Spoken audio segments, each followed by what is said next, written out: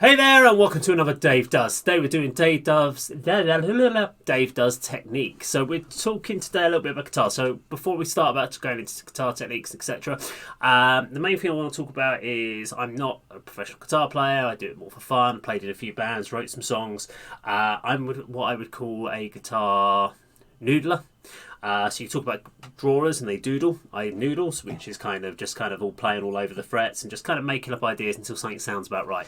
So the theory behind a lot of the guitar playing, I've never really studied.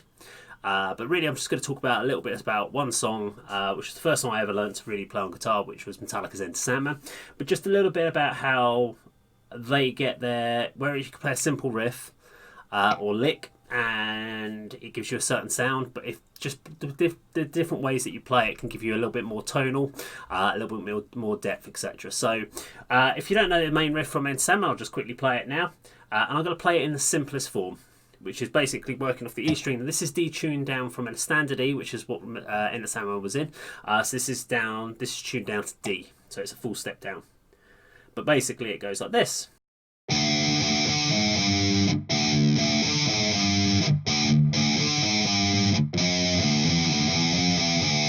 So that's the very basic riff. That's 100% accurate as far as the notes, but it doesn't sound very heavy. So you can't really imagine sort of that being the riff going to be going.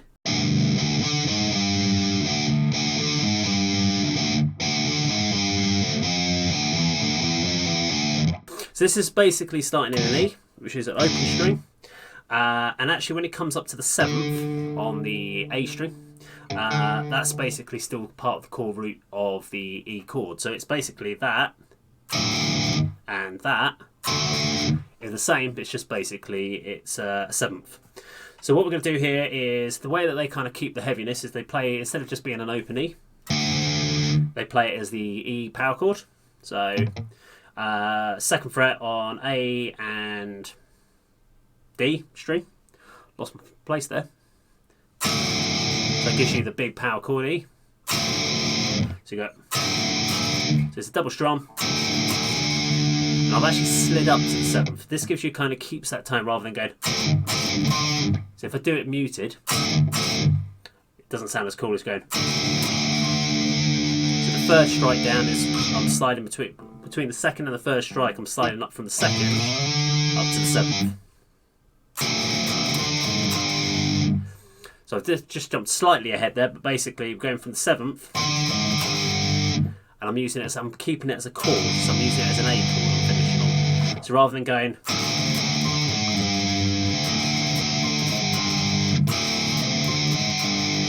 I'm using the 7th, or sorry, on the 5th fret, where it's going, I'm actually going to keep this ringing.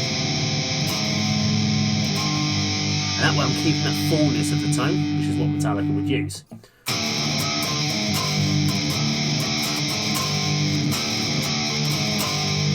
And that way you can just see it just keeps that whole kind of volume throughout the whole track.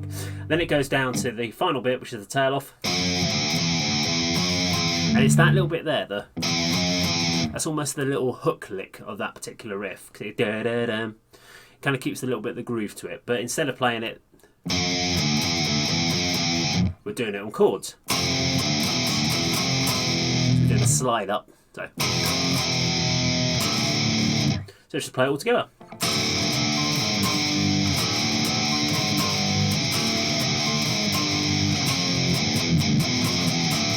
And at the last bit, when I did I actually slightly part muted it down here on the bridge. So otherwise you'd hear quite open, but they would like to keep it a bit more defined, so they'll do.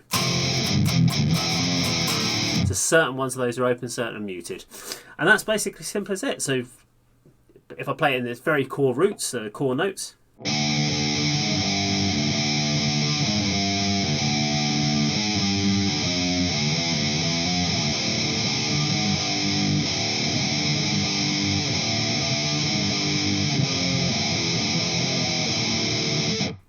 And there you have it. So that's Metallica's Enter Sandman main riff, just how you get the richer tone just by playing the same riff, just by using certain chords, and just why they do certain techniques.